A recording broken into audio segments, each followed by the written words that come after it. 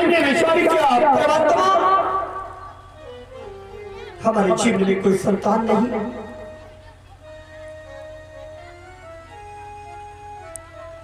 वरुण भगवान से प्रार्थना की, परमात्मा मेरे जीवन में कोई पुत्र हो जाए, और जिसमें मेरे जीवन में कोई पुत्र हो जाएगा मैं उस बालक की बलि को चढ़ा दूंगा, कम से कम मेरा निर्वंशी नाम तो मिट जाएगा। मेरे जीवन में जब पुत्र होगा मैं उस बालक की बलि को प्रदान कर दूंगा, कम से कम मेरा निर्वंशी नाम तो मिट जाएगा। वरुण भगवान की कृपा हरिश्चंद्र के जीवन में एक पुत्र का जन्म हुआ, और जिससे पुत्र का जन्म हुआ वरुण भगवान सामने आए। वरुण भगवान ने कहा, हरिश्चंद्र तुमने जो संकल्प किया उस संकल्प को पूरा करो। विचार करना माता हो, जिसका प्रथम पुष्प खिला हो कैसे बलवेदी पर चढ़ने के लिए भेज सकता। हरिश्चंद्र ने कहा, महाराज ये मेरा बालक तो बहुत छोटा है, थोड़ा बड़ा हो जाने दो, उसके बाद में बालक की बलि को चढ़ा दूंगा। वरुण भगवान वापस हुए, कुछ समय के बाद फिर आए, तब तक बच्चा थोड़ा मुंह हाँ खाने लगा और मुंह बढ़ गया। वरुण भगवान ने कहा, हरिश्चंद्र ने संकल्प पूरा किया, क्यों नहीं करते हो? हरिश्चंद्र ने कहा, महाराज एक बार बेटा मुझे पिता कह के पुकार दे, अभी तो बहुत छोटा है, थोड़ा और बड़ा हो जाने दो।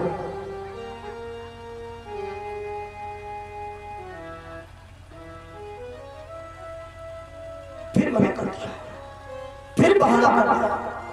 कहने का भाव, जब वरुण भगवान आते हरिश्चंद्र कोई न कोई बहाना कर देते हैं। एक दिन भगवान वरुण को आ गया क्रोध, और जो क्रोध आ गया तो भगवान वरुण ने हरिश्चंद्र के जीवन में जलोदर रोग कर दिया। जिनमें वास किसका होता? वरुण भगवान का। किसका वास होता परीक्षित जी? वरुण भगवान का। अब तो हरिश्चंद्र के जीवन में जलोदर रोग हो गया। हरिश्चंद्र बड़ा परेशान, हाय हाय परमात्मा अब क्या होगा? कुल पुरोहित वशिष्ठ जी को बुलाया। बड़ा ध्यान से सुना माता, किसको बुलाया? वशिष्ठ जी को। हरिश्चंद्र ने निवेदन किया, प्रभु मुझे जलोदर रोग हो गया, मेरा जलोदर रोग कैसे ठीक होगा? वशिष्ठ जी ने ध्यान लगाया, बताया, राजन तुमसे वरुण भगवान नाराज है। क्यों? क्योंकि पुत्र की बलि को प्रदान करने के लिए कहा था, आज तुमने बालक की बलि को प्रदान नहीं किया, इसलिए वरुण भगवान तुमसे नाराज हो गए, तुम्हारे जीवन में रोग हो गया। हरिश्चंद्र ने कहा, प्रभु मेरा प्रथम पुष्प खिला है, उसको मैं कैसे बलवेदी पर चढ़ने के लिए भेज दूं? कोई उपाय? तो वशिष्ठ जी ने कहा, अगर उपाय एक है, क्या? कि अगर अपने पुत्र की बलि को नहीं चढ़ाना चाहते हो तो अपने पुत्र की जगह किसी दूसरे के पुत्र की बलि को चढ़ा दीजिए, तुम्हारा जलोदर रोग ठीक हो जाएगा। लेकिन परीक्षित जी समस्या है कि बलि का बकरा बने तो बने, कौन बने? हरिश्चंद्र ने विचार किया,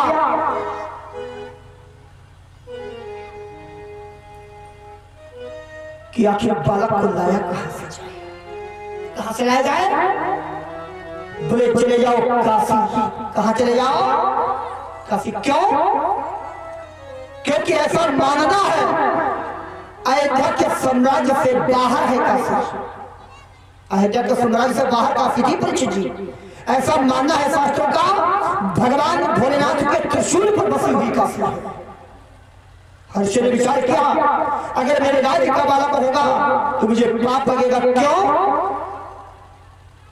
क्योंकि जिस राजा को राज अपना प्रिय होता है, प्रजा को कष्ट होता है, उस राजा को नरक में जाना पड़ता है। मैं नहीं कह रहा, गोस्वामी जी ने लिखा कि जासु राजी प्रिय अप्रजा दुखारी, सोरप अवसि नरक अधिकारी।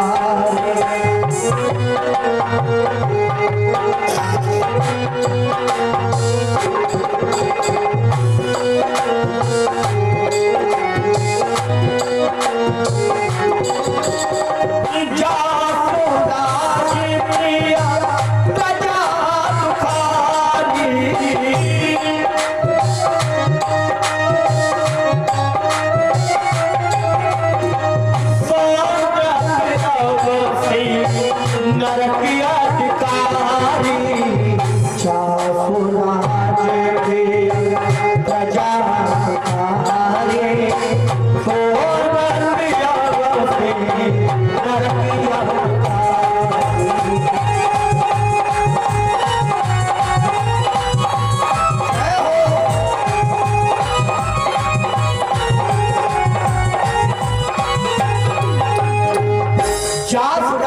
प्रजा दुखारी सो नरक पर अवश्य नरक अधिकारी उस राजा को नरक में जाना पड़ता है। जाओ काशी से खरीद करके लाओ। राजा के सैनिक काशी में जाकर के गली गली में आवाज लगाते हैं, है कोई अपने को बेचने वाला? अगर कोई अपने को बेचना चाहता हो तो बेचने, हमारे महाराज हरिश्चंद्र जी उसे खरीदना चाहते हैं। भक्तों बताओ, उसी नगर में रहने वाले, काशीपुरी में रहने वाले एक पंडित जी हैं, जिन पंडित जी का नाम है अजीगर्त जी महाराज। क्या नाम है? अजीगर्त। अजीगर्त ब्राह्मण के जीवन में 3 पुत्र हैं, पत्नी है, 5 व्यक्तियों का संयुक्त परिवार है। लेकिन भक्तों बताओ, क्या बताऊं, जीवन में इतनी बड़ी गरीबी है कि 4 दिन हो जाते भोजन प्राप्त नहीं होता। बच्चे जब भूख से रोते हैं, चिल्लाते हैं, तो ब्राह्मण देवता अपने बालकों को तुलसी दल डाल करके चरण में पान कराते हैं। जीवन में इतनी बड़ी गरीबी का संकट आ गया। एक दिन की बात, ब्राह्मणी पकड़ करके रोने लगी, पति से कहा, प्राणनाथ आज 8वां दिन हो गया, जीवन में इतनी बड़ी गरीबी का संकट आ गया, आज 8वां दिन है, आज दिन में किसी भी एक बच्चे को एक अन्न का कण नहीं मिला। ब्राह्मणी पकड़ करके रोने लगी, प्राणनाथ कि पिया हो रहे हैं, अरे कई दिन से पाके मर भूख से जाते ये बच्चे हमारे।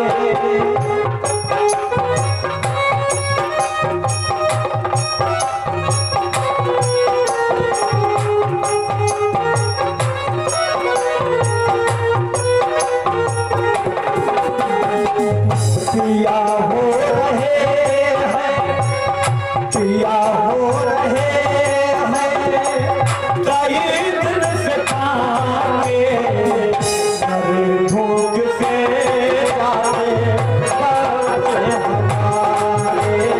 मर भूख से जाते बच्चे हमारे।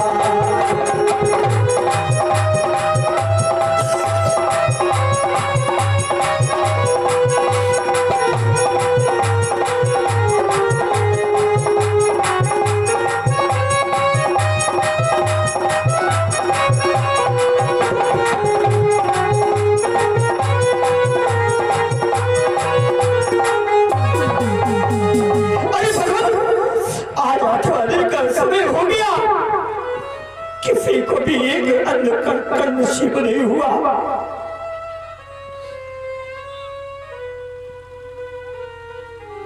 भक्त बताओ, जिसमें क्षुधा व्याप्ति है, क्षुधा माने भूख, क्षुधा माने भूख, जिसमें भूख रहती है तुलसी जी, क्षुधा व्याप्ति है, क्यों न लाश घर पर पड़ी हो, लेकिन भोजन करना ही पड़ेगा। भोजन तो करना ही पड़ेगा। 1 दिन नहीं करोगे, 2 दिन नहीं करोगे, 10 दिन नहीं करोगे, लेकिन भोजन तो करना ही पड़ेगा। बड़ा प्रबुद्ध जनमानस उपस्थित है, थोड़ा ध्यान आकृष्ट करा रहा हूं परीक्षित जी। कहते हैं कि धृतराष्ट्र अंधे थे, धृतराष्ट्र अंधे थे। धृतराष्ट्र की पत्नी का नाम था गांधारी। क्या नाम था?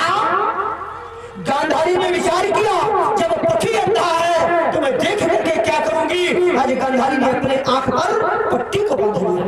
बांधा क्या दोबारा कभी पट्टी को खोला? पंडित जी प्रमाण है गांधारी ने 2 बार जीवन में पट्टी को खोला है। प्रमाण देना होगा, एक बार नहीं, गांधारी ने 2 बार जीवन में पट्टी को खोला। कब? पहला हाँ हाँ हमने कहा ना हटके बोली का, जिस समय अभी आप कहोगे ये सही है, कब खोला? गांधारी तो मालूम हुआ भीम ने संकल्प किया दुर्योधन की जंघा को तोड़ने का। क्या आज गांधारी ने दुर्योधन के पास में एक पत्र भेज दिया और पत्र में लिखा है दुर्योधन आज अर्धरात्रि के समय मेरे सामने वस्त्र विहीन होकर के आ गया। इतना याद रखना, कोई भी अंग पर तुम्हारे कोई भी वस्त्र नहीं होना चाहिए, ठीक है ना? प्रसंग पढ़ा होगा। अर्धरात्रि के समय दुर्योधन वस्त्रों का परित्याग कर दिया। नगर अवस्था में अपनी माता गांधारी की ओर प्रस्थान किया। रास्ते में कौन मिले? कौन मिले? भगवान ने कन्हैया दिया। कौन मिले? कन्हैया। कन्हैया ने कहा सुयोधन कहाँ जा रहे हो? बोले अपनी मैया गांधारी से मिले। भगवान कन्हैया ने कहा तुम्हारा दिमाग खराब हो गया? अरे माता के सामने क्या नग्नावस्था में वस्त्र विहीन होकर के जाओगे? दुर्योधन ने कहा कन्हैया मेरी मैया का आदेश है कि मेरे सामने वस्त्र विहीन होकर के। कन्हैया ने कहा अरे सुयोधन कोई बात नहीं, वस्त्र विहीन होकर के कहा है ना, एक काम करो वस्त्र पहन करके न जाओ, ऐसा करो कटिभाग में तुम कदली के पत्र लपेट करके चले जाओ। कदली पत्र माने केले के पत्ते। कटिभाग में कदली पत्र को लपेट करके चले जाओ। क्यों? क्योंकि कदली पत्र को ये तो मना नहीं किया, उन्होंने कहा वस्त्र विहीन होकर के कदली पत्र लपेट करके चले जाओ। दुर्योधन ने विचार की बात तो ठीक है कि माता के सामने नग्न होकर के जाऊंगा।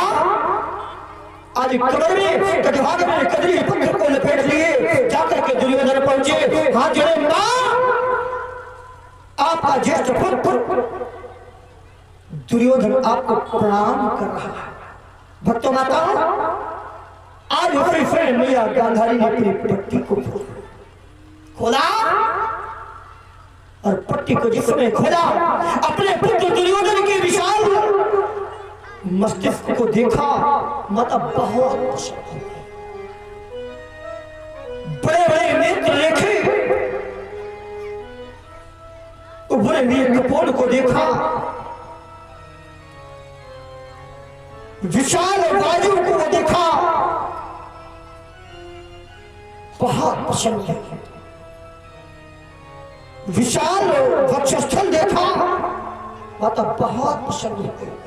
उसी समय गांधारी की दृष्टि जिसने कटिभाग पर पड़ी, गांधारी फड़क करके रोने लगी। दुर्योधन ये क्या किया? ये तुमने क्या किया? अपने कटिभाग में कदली के पत्र को क्यों लपेटे? क्यों? क्योंकि मैंने तुम्हें बचाने के लिए इतना प्रयास किया, जहां तक मेरी दृष्टि पड़ गई तो तुम्हारा शरीर बच का हो गया, लेकिन कटिभाग में तुमने कदली के पत्र को लपेट लिया, दृष्टि का पात नहीं हो पाया। अब भीमसेन तुम्हारी जंघा पर प्रहार करेगा और तुमको भी मरना पड़ेगा। पहली वाली पट्टी को दूसरा प्रमाण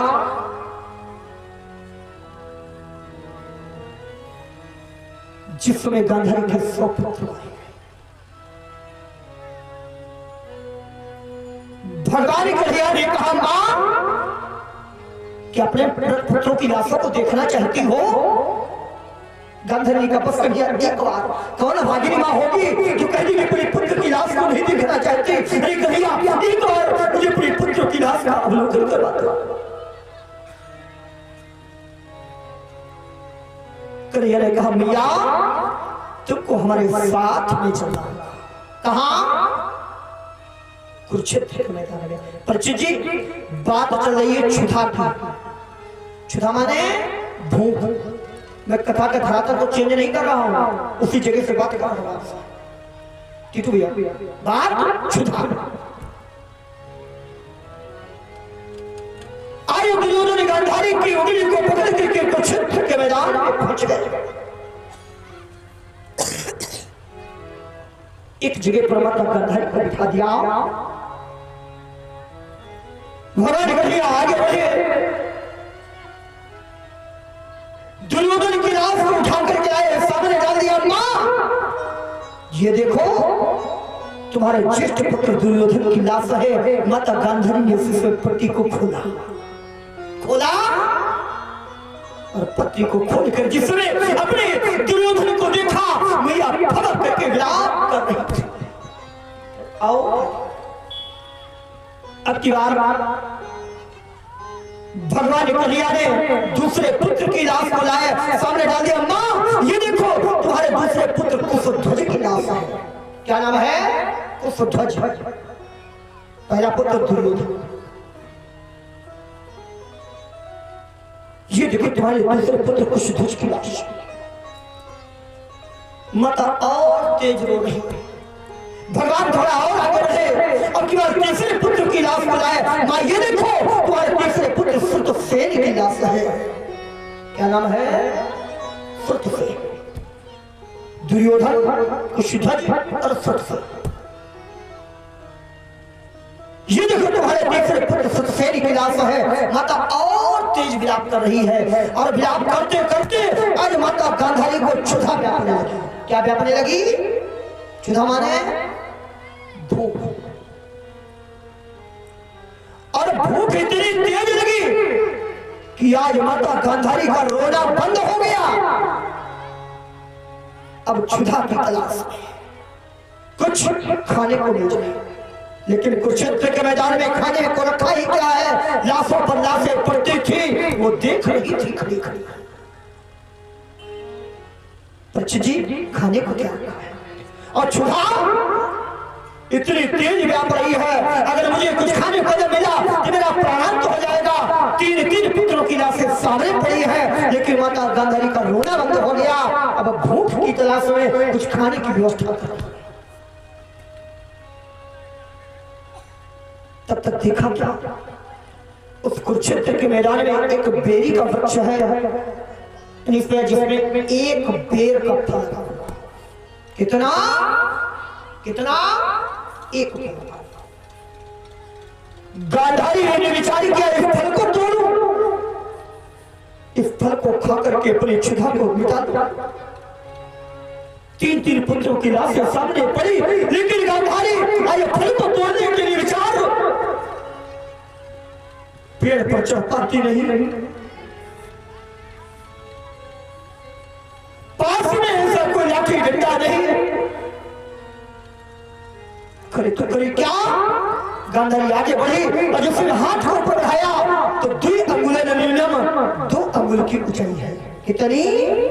2। अब करे तो करे क्या? अब छुरा और तेज व्यापने लगी। अब करे तो करे क्या? अगर फल न मिला तो मेरा प्राणांत हो जाएगा। गांधारी ने एक युक्ति निकाल ली और युक्ति किया क्या? आज दुर्योधन की लाश को उठा करके घसीट करके लाई और वृक्ष के नीचे डाल दिया। गांधारी पुत्र की लाश पर खड़ी होकर के और फल को तोड़ने के लिए हाथ को ऊपर बढ़ाया और जिस हाथ को बढ़ाया तो 2 अंगुलें नहीं, फिर 2 अंगुल की ऊंचाई। अब और क्षुधा लगता मेरा प्राणांत हुआ ही जा रहा। अब क्या करूं? गांधारी आगे बढ़ी।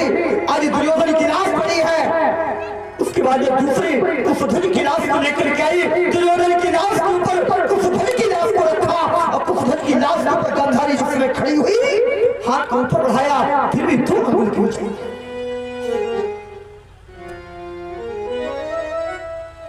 विचार करिएगा, जो माता पुत्र के वियोग में रो रही है और क्षुधा इतनी तेज व्याप गई कि आज पुत्र की लाश के ऊपर खड़ी होकर के वो फल तोड़ रही है, फिर भी 2 अंगुल की ऊंचाई। अब की बात दूसरे पुत्र की लाश को लेकर के आई। दुर्योधन की लाश के ऊपर कुसुम की लाश, कुसुम की लाश के ऊपर सुदर्शन की लाश, उसके ऊपर गांधारी खड़ी हुई, जैसे हाथ बढ़ाया तो 3 अंगुल न्यूनम, फिर भी 2 अंगुल क्यों चाहिए? परीक्षित जी, ये 2 अंगुल क्या है जानते हो? जानते हो 2 अंगुल क्या है मेरे भाई? आत्मा परमात्मा में इतनी बड़ी है दूरी, जैसे मृग और कस्तूरी। मृग और कस्तूरी, कस्तूरी है कहाँ? कस्तूरी कुंडल बसे मृग ढूंढे बनवाई, ऐसे घट नाम है दुनिया दिख रही है। आत्मा और परमात्मा के बीच में 2 अंगुल की दूरी में है क्या? बीच में मेरे भाई जीव और ब्रह्म के बीच में माया का पर्दा लगा है, और जब तक माया का पर्दा दूर नहीं होगा तब तक जीव और ब्रह्म का मिलन हो सकता है? होगा? नहीं होगा। आत्मा और परमात्मा के बीच में माया का पर्दा लगा है, और जब तक माया का पर्दा दूर नहीं होगा तब तक जीव और ब्रह्म का मिलन हो नहीं सकता।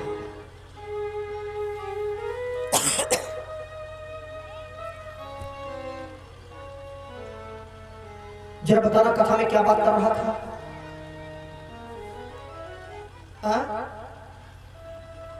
बोले गोविंद भगवान की। परीक्षित जी, कथा कहां पे हो रही थी? कि ब्राह्मणी पलक करके रोने लगी। आज 8वां दिन हो गया। क्षुधा, ये ध्रुव नहीं था। क्या बात चल रही थी? ब्राह्मणी, इसलिए मोड़ा तो मैंने कथा कर, क्योंकि क्षुधा, और क्षुधा से ही क्षुधा गंधारी तक पहुंच गई। लेकिन वहां न जाइएगा, उस कथा के धरातल से फिर जोड़ना होगा। पूरी त्रिपाठी की एक विशेषता है, भटकाए चाहे जितना, कथा कथा तो नहीं छोड़ता। आज ब्राह्मणी पलक करके रोने लगी। 8वां दिन हो गया। 3 बच्चों में से, हम 2 लोगों में से किसी को एक अन्न का फल नसीब नहीं हुआ। अजीगर तो ब्राह्मण ने कहा, देवी एक काम किया जाए। क्या? बड़े हमारे पुत्र कितने हैं? कितने पुत्र हैं? 3। कितने पुत्र हैं? 3 पुत्र हैं। 2 लोग हम हैं। अगर 5 लोग हैं, 5 लोगों में से अगर किसी एक को बेच दिया जाए तो गरीबी का कुछ संकट टल जाएगा। ब्राह्मणी ने कहा, महाराज किसे बेचोगे? किसे बेचोगे? ब्राह्मण देवता ने कहा, देवी अगर आप बिक जाओगी तो मेरा जीवन नहीं कटेगा, अगर मैं बिक जाऊंगा तो आपका जीवन नहीं कटेगा। हमारे जीवन में पुत्र कितने हैं? 3 पुत्र हैं। हमारा विचार आ रहा है कि अपने 3 पुत्रों में से एक पुत्र को बेच दिया जाए तो गरीबी का कुछ संकट टल जाएगा।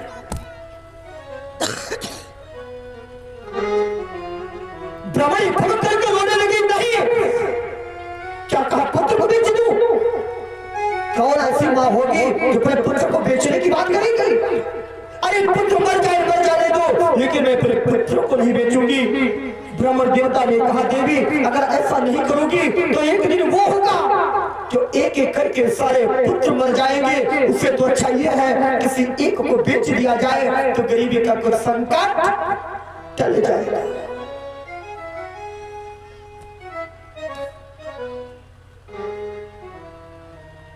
ब्राह्मण देवता ने कहा, देवी किसे बेचोगे?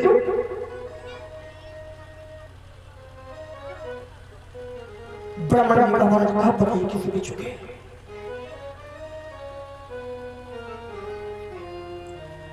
अजीगंध ब्राह्मण ने कहा, देवी हमारा विचार है कि अपने छोटे बेटे को बेच दिया जाए। किसको बेच दिया जाए? छोटे बेटे को। और जिस समय छोटे बेटे की बात को कहा, आज ब्राह्मणी ने छोटे पुत्र की बात को पकड़ा, अपने गोद में बिठा लिया। नहीं, छोटा बेटा मुझे प्रिय है, मैं अपने छोटे बेटे को नहीं बेचूंगी। छोटे भाई की बात को माने पकड़ा। फिर जब किसे बेचोगी? ब्राह्मण ने कहा, महाराज हमारा विचार है अपने बड़े बेटे को बेच लिया जाए। और जब बड़े बेटे की बात को कहा तो बड़े बेटे की बात को पिता ने पकड़ लिया, अपनी गोद में बिठा लिया। नहीं, बड़ा बेटा मुझे प्रिय है, मैं अपने बड़े बेटे को नहीं बेचूंगा। बीच में जो खड़ा है बालक, जिस बालक का नाम है सुनह सेठ। क्या नाम है? सुनह सेठ। सुनह सेठ फट करके रोने लगा। क्यों? वो इसलिए नहीं रोया कि माता पिता मुझे बेचना चाहते हैं, वो इसलिए रोया कि छोटे भाई की बात को माता ने पकड़ लिया, बड़े भैया की बात को पिता ने पकड़ लिया। अपने दूसरी कोई माँ है ना कोई दूसरा पिता है जो मेरी बात को पकड़ लेता। इसका मतलब ये माता पिता मुझे बेचना चाहते हैं। तब तक राजा के सैनिकों ने आवाज लगाई, हर कोई अपने को बेचने वाला अगर बेचना चाहते हो तो बेच सकता है। हमारे महाराज हरिश्चंद्र से खरीदना चाहते हैं। भक्तों माताओं, उसी समय सुना से निकाल, आज मेरे माता पिता को धन दे दीजिए, मैं अपने को बेच रहा हूं। उस बालक को 30 भार स्वर्ण देकर के खरीदा गया। कितने भार? 30 भार। अब नौटंकी वाले तो जाने क्या क्या बताते हैं। खैर, आज हरिश्चंद्र की राज दरबार की ओर राजा के सैनिक शिनाशक को लेकर के चलते। बालक रोता चिल्लाता हुआ चलता चला जा रहा। तब तक विश्वामित्र ने देखा कोई बालक रो रहा है कि बालक का रोने का कारण क्या है। एक चीज बता दूं, विश्वामित्र भक्तों कोई नाम नहीं है, नहीं भैया। विश्वामित्र कोई डिग्री नहीं है। विश्वामित्र की परिभाषा जानते हो क्या है? विश्वामित्र से यस्य सह विश्वामित्र, जो सारे विश्व का मित्र हो वही विश्वामित्र है। विश्वामित्र से यस्य सह विश्वामित्र। विश्वामित्र ने पूछा, बेटा तुम्हारे रोने का कारण? सुना सेठ ने कहा, महाराज मेरे माता पिता ने मुझे बेच दिया, मैं बलवेदी पर चढ़ने के जा रहा। बोले कौन खरीदने वाला? बोले जो देश के राजा है जिनका नाम हरिश्चंद्र। बोले मैं भी तो चल करके पूछूं। विश्वामित्र जाकर के पहुंचे, हरिश्चंद्र ने प्रणाम किया। विश्वामित्र ने पूछा, राजा ने क्यों इस बालक को मंगवाया? हरिश्चंद्र ने कहा, महाराज मुझे जलोदर रोग हो गया, इस बालक की बलि को चढ़ाया जाएगा और हमारा जलोदर रोग ठीक हो जाएगा। बोले तुमको परामर्श किसने दे दिया? सलाह किसने दी? बोले हमारे जो कुल पुरोहित है जिनका नाम, क्या नाम है? हमारे घर के पुरोहित है जिनका नाम वशिष्ठ जी। क्या नाम है परिचित जी? याद रखना क्योंकि धमाका चल रहा है।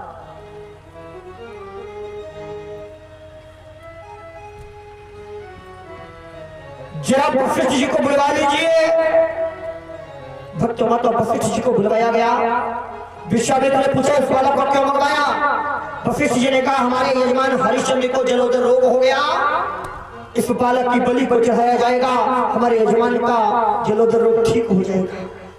विश्वामित्र ने एक बहुत सुंदर बात कह दी। राजा भैया, विश्वामित्र ने कहा, अरे वशिष्ठ जी क्या तुम्हारे मंत्रों में इतनी क्षमता नहीं थी जिनका रोग ठीक हो जाता? एक बात बताओ, जरा फैसला आप लोगों पे माता बड़ा सोच के बोलना। एक बात बताइएगा कि एक व्यक्ति को मार करके, एक व्यक्ति को मार करके और एक को अगर जीवन दान दिया जाए, इसमें कोई नामवरी है? नामवरी है? एक मर जाए और एक बच जाए, इसमें कोई नामवरी? भाई एक मर जाए, दो तक ठीक हो जाए तब तक काम चल सकता है।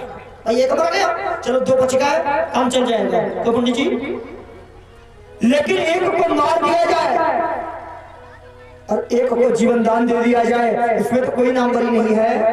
नामवरी क्या तुम्हारे मंत्र में इतनी क्षमता नहीं थी जिनका जलोदर रोग ठीक हो जाता? वशिष्ठ जी मौन हो गए। विश्वामित्र ने वहीं पर वरुण भगवान का आह्वान किया।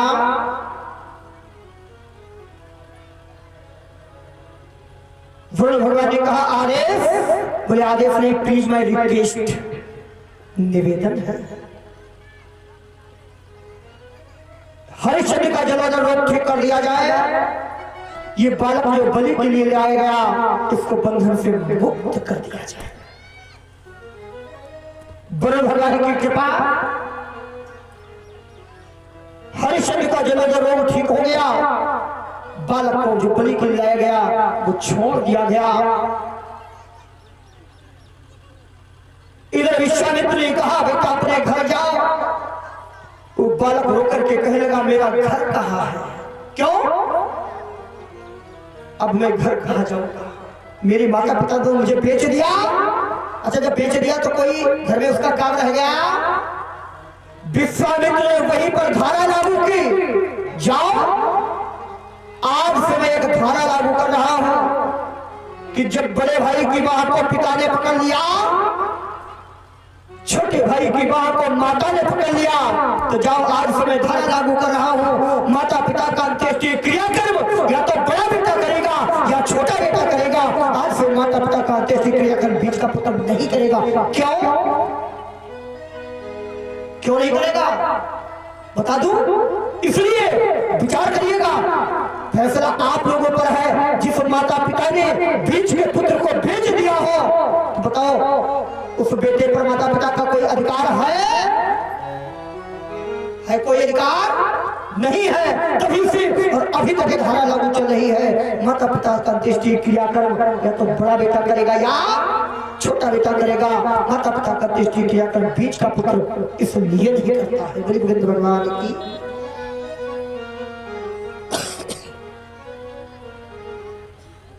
इधर वो बालक लौट करके घर नहीं गया। विश्वामित्र के 100 पुत्र हैं, मधुचंदा आज बेटा दिल को हमेशा बड़ा बेटा भाई समझना, कभी आदेशित मत करना। हरिश्चंद्र ने कहा, राजन प्रभु आपने मेरे प्राण बचा लिए, कुछ दक्षिणा ले लो अपनी। विश्वामित्र ने कहा, समय पर ले लूंगा, रखे रहो। एक चीज होता मैं अध्यक्ष जी हो ना, ब्राह्मण की दक्षिणा कभी अधूरी रोकना नहीं चाहिए। हाँ, हमारे शिव भैया कह रहे पंडित जी ऐसा करो, 2 मिनट कथा बंद कर दो, पहले तुम्हें रुपया दे दे। हाँ, ब्राह्मण की दक्षिणा कभी अधूरी नहीं रोकना चाहिए। अगर रोक गई परीक्षित जी तो कितनी देनी पड़ती? 30 दूनी। हरिश्चंद्र को कितनी देनी पड़ी? 60 भार। कितनी देनी पड़ी? दूनी करके दिमाग पर। टीटू वगैरह पंडित जी बहुत चक्कर कुछ नहीं, नगद ठीक है। क्यों भाई, ठीक रहेगा? हाँ,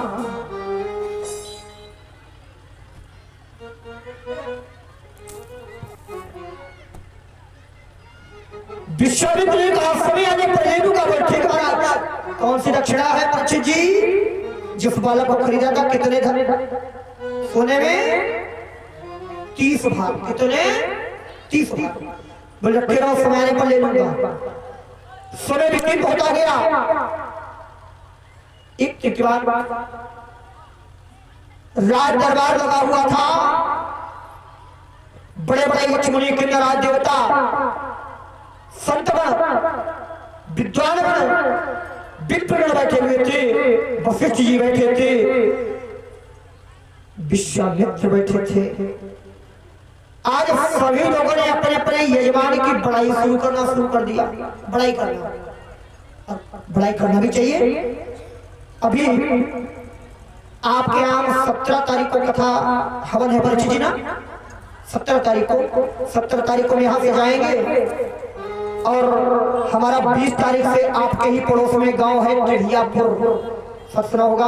भगवा भट्टा से पहले SR पेट्रोल पंप टेढ़ियापुर में मेरी 20 तारीख से भागवत कथा है। हाँ, 20 तारीख से है कथा। तो जब टेढ़ियापुर जाऊंगा तो अपने करणपुर के यजमान की बहुत तारीफ करूंगा। करना भी चाहिए। इनके यहाँ परीक्षित जी 28 तारीख को वापसी है, 28 फरवरी को। 1 मार्च घर पे रहूंगा, 2 मार्च से मेरा कार्यक्रम शाहजहांपुर है। जब वहां जाऊंगा तो टेढ़ियापुर वालों की भी बड़ा तारीफ करूंगा, लेकिन टेढ़ियापुर वालों की कमी कम करूंगा, करणपुर की ज्यादा करूंगा। ये मेरी मन की बात है। और किसी की तारीफ करूं ना करूं, लेकिन मलिंगा की जरूर करूंगा। क्या बात है प्यारे। अब तो एक तो मलिंगा और दूसरे कंपनी तारीफ दो ही करने वाले हैं। बोले गोविंद भगवान की भाव ले रहा था। सभी लोग अपने अपने यजमान की बड़ाई करना शुरू कर दिया।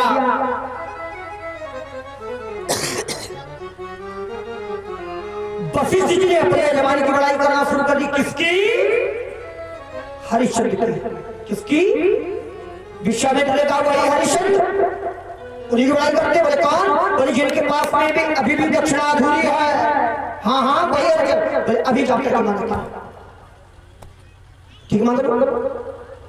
विश्वामित्र जाकर के जाकर राज दरबार में पहुंचे। हरिश्चंद्र ने प्रणाम किया। हरिश्चंद्र ने कहा महाराज अपनी दक्षिणा ले लो जो अधूरी है ना। कितनी दक्षिणा है? कितनी? 30 भार। कितनी? 30 भार। विश्वामित्र ने कहा राजा तुम क्या दे सकते हो? क्या दे सकते हो हमको? लाला बात नहीं। हरिश्चंद्र ने कहा तुमने तो मेरे प्राण बचा लिए, मैं क्या नहीं दे सकता हूं। बोले क्या क्या? हरिश्चंद्र ने कहा सेना शासन, धन खजाना, वैभव, हाथी घोड़ा, कुंजी लगाम, महाराज सब कुछ आपको दान करता है। बोले किया? और बोले महाराज किया किया किया, तिरवाचा कर दिया। विश्वामित्र का राजन हमने सुना है तुम स्वप्न में जिस बात को कह देते वो भी सत्य होता।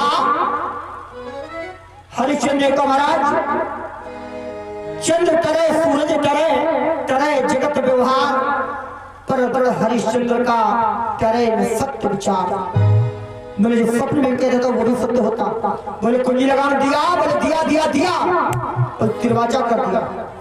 विश्वामित्र ने कहा ऐसा करो राजन, कुंजी लगाम दे दिया? बोले हाँ दे दिया। बोले ऐसा करो हमको हमारी जो दक्षिणा है कितनी? 30 भार। ठीक दूनी करके दे दो। कितनी? 30 दूनी कितनी? 7। हरिश्चंद्र ने कहा कोषाध्यक्ष बोला इधर आओ। हाँ बोले महाराज जी को 7 भार राज खजाने से ला करके दो। विश्वामित्र का राजन का तुम्हारा दिमाग खराब हो गया। बोले क्यों? विश्वामित्र का राजन कि राजन कुछ हो ठिकाने करो, सेवा जिससे करवाता है वो तेरा नौकर अब रहा नहीं, अब किस पर हुक्म चलाता।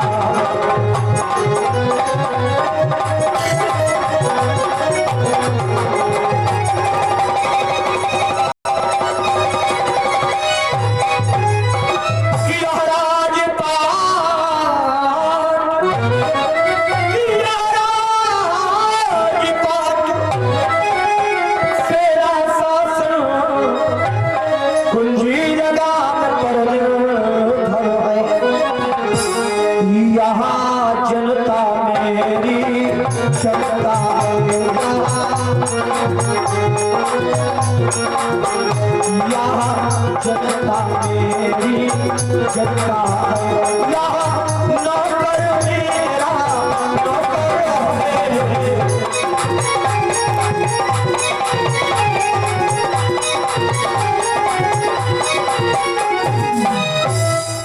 जहां तक तुम्हारे घोड़े की टाप पड़ सकती है वहां तक का राज्य हमारा। क्यों परिचित जी? अच्छा बताओ, आप अपने घर की चाबी हमें दे दो तो बताओ घर के मालिक हम कि आप? कौन? कौन? हाँ अब कुंजी लगाम दे दिया। बोले मुझे 7 भार स्वर्ण चाहिए, लेकिन कहाँ का? जहां तक तुम्हारे सब घोड़े की टाप पड़ती है वहां तक का राज्य हमारा। तुम्हारे अयोध्या का नहीं चाहिए। मानो भक्त हरिश्चंद्र के पैरों के नीचे जमीन खिसक गई। अब क्या करेगा हरिश्चंद्र का? कोई बात नहीं, क्या एक बार मैं अपनी पत्नी से मिल सकता हूं? बोले जाओ, अतसीब की लौट लग किया। आज हरिश्चंद्र जी समझ करके पहुंचे, देखा महारानी सैब्या, हरिश्चंद्र की पत्नी का नाम जिन्हें तारा कहा जाता है, ठीक है ना? उनका दूसरा नाम है सैब्या। महारानी सैब्या हाथ में आरती की थाल लिए खड़ी है। जिसने आरती उतारना चाहा, हरिश्चंद्र ने कहा देवी फेंक दो आरती की थाल। आरती उतारने का समय नहीं देवी, परीक्षा की घड़ी आ गई। क्या होगा? हरिश्चंद्र ने कहा देवी मैंने सब कुछ विश्वामित्र जी को दान दे दिया, लेकिन 7 भारत स्वर्ण देना है, वो आएगा कहां से? धन्य सैब्या के सुंदर सुविचार। लेकिन कोई बात नहीं प्राणनाथ, मुझे बेच दो, लेकिन दरवाजे से ब्राह्मण विमुख न जाने पाए। और आज की कोई माता होती, कहती थी भैया, आज की कोई पत्नी होती, कह देती मारो चाहे जियो, अपनी भोटो अपनी पियो, मैं के चली जाऊंगा, तुम देखते रहिए। सैब्या ने कहा महाराज मुझे बेच लो, लेकिन दरवाजे से ब्राह्मण विमुख न जाने